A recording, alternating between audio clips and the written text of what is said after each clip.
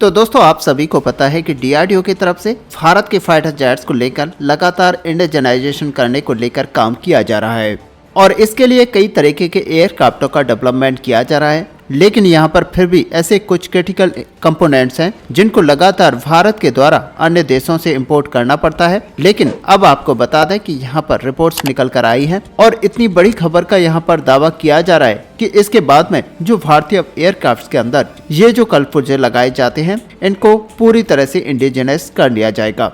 और ऐसे में आप सच मानिए कि भारत यहाँ पर केवल इंडियन एयरक्राफ्ट को ही करेक्ट नहीं करने वाला है, बल्कि भारत यहाँ पर विदेशी एयरक्राफ्ट को भी इंडिजिनस करेगा। ऐसे में दोस्तों आपको बता दें कि ये जो खबर है वो हमारे AESA रडार को लेकर है जो कि अब प्रोडक्शन में आ चुका है। और साथ ही आपको बता दें कि ये तेजस मार्क 1A और तेजस मार्क 2 साथ ही Su-30 MKI के अंदर भी इस्तेमाल किया जाएगा। और दोस्तों रिपोर्ट्स में यहाँ पर दावा किया जा रहा है कि मेड इन इंडिया ये जो active electronic scan array radar है ये अपनी प्रोडक्शन स्टेज के बिल्कुल करीब आ चुका है। और एक बार जब इसका प्रोडक्शन स्टार्ट हो जाएगा तो उसके बाद में इंडियन एयरफोर्स के एयरक्राफ्टों के अंदर इसको लगाया जाएगा और एयरक्राफ्ट यहाँ पर और भी ज्यादा इंडिजिनस कंपोनेंट से लैस हो जाएंगे। अब दोस्तों ये जो उत्तम इलेक्ट्रॉनिक स्कैन एरे रडार है ये असल में उन एयरक्राफ्टों के अंदर इस्तेमाल होने वाला ऐसा पार्ट है जिसका डेवलपमेंट डीआरडीओ यानी कि defence research and development organisation की तरफ से किया जा रहा है। और दोस्तों रिपोर्ट में ये दावा किया जा रहा है कि जल्द ही इंडियन एयरफोर्स के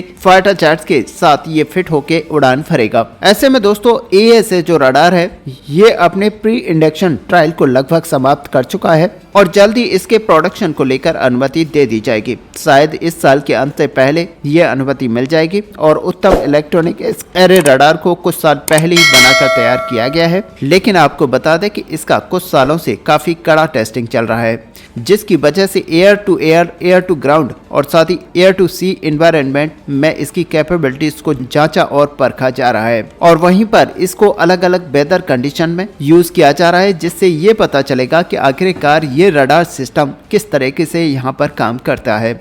और सच मानिए एक बार जब ये हमारे फाइटर जेट्स के अंदर लग जाएगा तो यहाँ पर इंडियन एयरफोर्स के फाइटर जेट्स की जो कैपेबिलिटीज है वो कई गुना बढ़ जाएंगी। और दोस्तों लगातार ऐसे जांच पड़ताल के साथ साथ इन रडारों को मॉडिफिकेशन भी किया जा रहा है और साथ ही रडार की क्षमताओं को भी बढ़ाया जा रहा है। ये सब इसलिए किया जा रहा है ताकि हमारा जो रडार बनकर तैयार हो वो एक परफेक्ट और ताकतवर रडार बन पाए। और रिपोर्ट्स में ये दावा किया जा रहा है कि ये लगभग सभी तरीके के टेस्टों को पास कर चुका है और कुछ गिने चुने यानी कि 1-2 ट्रायल्स अभी पेंडिंग है। बाकी दोस्तों इंडिया के इंडिजिनस नेक्स्ट जनरेशन के एयरक्राफ्टों में ये active electronic scan array radar का इस्तेमाल किया जाएगा। और खास करके अगर देखा जाए तो इस रडार का जो डेवलपमेंट किया गया है वो यहाँ पर तेजस मार्क 1A और तेजस मार्क 2 के डेवलपमेंट को देखते हुए किया गया है और इन्हीं फाइटर जेट के अंदर ये सही से काम कर पाएगा। साथ ही इनके अंदर भारत बहुत ही जल्द इनको लगाना स्टार्ट करेगा। और साथ ही आपको बता दें कि रिपोर्ट के मुताबिक यहाँ पर प्रोटोटाइप जो कि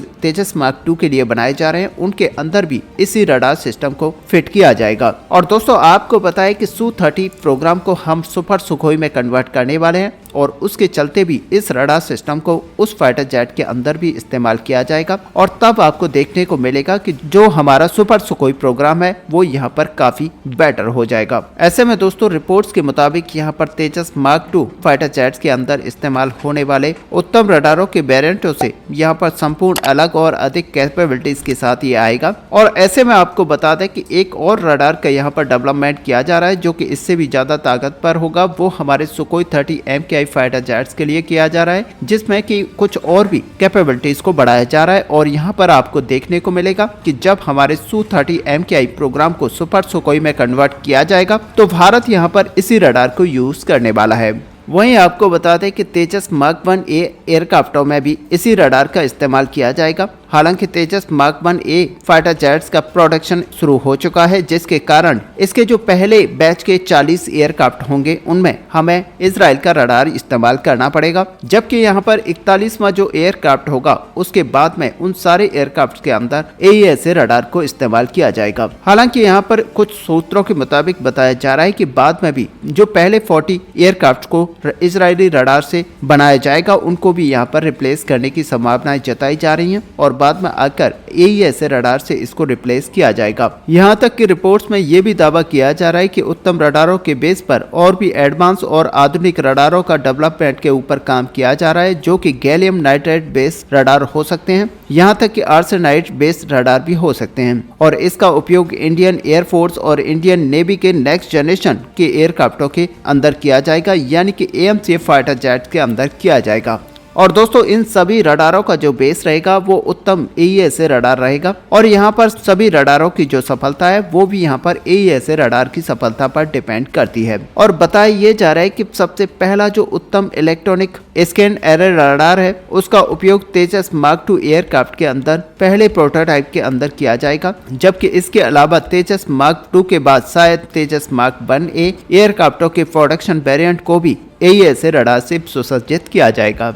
ऐसे में दोस्तों सबसे महत्वपूर्ण जो है वो यहाँ पर सुपर सुखोई प्रोग्राम है, जिसके अंदर इसी रडार का इस्तेमाल किया जाएगा। और ऐसे में दोस्तों यहाँ पर सुखोई एयरक्राफ्ट के स्टैंडर्ड में यहाँ पर अपग्रेडेशन नहीं होगा, बल्कि इस रडार की लगने से भारत के द्वारा जो सुखोई 30 MKI को सुपर सुखोई में कन्वर्ट किया जा रहा है और इसी वजह से इसमें और भी ज्यादा पावर और कैपेबिलिटीज बढ़ जाएंगी। और दोस्तों आपको बता दें कि इसी रडार के ऑफर की वजह से रशिया के ऑफर को यहाँ पर ठुकराया गया था, क्योंकि भारत अपना खुद का AES रडार सिस्टम बना रहा है, जिसकी वजह से रशिया के रडार सिस्टम को लेने की जरूरत भारत को नहीं थी। और दोस्तों जैसा कि भारतीय सीमा से सटे चीन और पाकिस्तान जैसे दो बड़े दुश्मन हैं और यह दोनों ही दुश्मन एकदम भारत की सीमा के बिल्कुल सटे हुए हैं और इसी वजह से यहाँ पर जो स्थिति है वो हमेशा युद्ध की बनी रहती है। ऐसे में दोस्तों अक्सर यहाँ पर छोटी मोटी झड़प तो होती ही रहती है और भारतीय वायुसेना के फाइटर जेट के साथ डॉग फाइट अक्सर होती रहती है। और दोस्तों इसी को ध्यान में रखते हुए DRDO की तरफ से अब भारतीय वायुसेना के लिए शॉर्ट रेंज के हवा से हवा में मार करने वाले कई सारे मिसाइलों का विकास किया जा रहा है। और अब दोस्तों आपको बता दें कि जेम्स डिफेंस की माने तो यहाँ पर भारत डॉग फाइट के लिए एक इस तरह की मिसाइल को डेवलप कर रहा है जो डॉग फाइट के दौरान दुश्मनों के होश उड़ा देगी। दरअसल दोस्तों अगर यहाँ पर रिपोर्ट की मानी जाए तो भारत एक प्रकार से रूस के RBVMD-2 मिसाइल के तर्ज पर एक खुद का मिसाइल जो हवा से हवा में मार करेगा बना रहा है। और आपको बता दें कि ये शॉर्ट रेंज की मिसाइल होगी। ऐसे में दोस्तों आपको बता दें कि रशिया ने पिछले ही साल अपने इस मिसाइल का खुलासा किया था और वहीं रूस के मुताबिक उसकी यह मिसाइल 5वीं पीढ़ी के सुखोई 57 लड़ाकू विमान के अंदर बनाई गई है। लेकिन भारत अब रूस के इसी मिसाइल के क्षमता के बराबर की क्षमता का मिसाइल बना रहा है, जो कि भारत के राफेल और सुखोई 30 MKI जैसे फाइटर जेट के अंदर इंडक्ट किया जाएगा और इसी फाइटर जेट से इसको फायर की जाएगी। हालांकि इसकी जो टेस्टिंग है वो सुखोई 30 MKI से की जाएगी और भारत ने अपनी मिसाइल की तकनीकी क्षमताओं और उसके नाम का खुलासा अभी तक नहीं किया है, लेकिन भारत अपने इस मिसाइल को एक तरीके से भविष्य के युद्ध को ध्यान में रखकर बना रहा है और संभवतः ये तेजस MK2 और M जैसे फाइटर जेट के आने से पहले फाइटर जेट के लिए एक नए सीरीज के मिसाइलों पर भी काम कर रहा है। और अगर दोस्तों यहाँ पर सीधे शब्दों में कहा जाए तो भारत के पास भले ही 5वीं पीढ़ी का लड़ाकू विमान अभी नहीं है,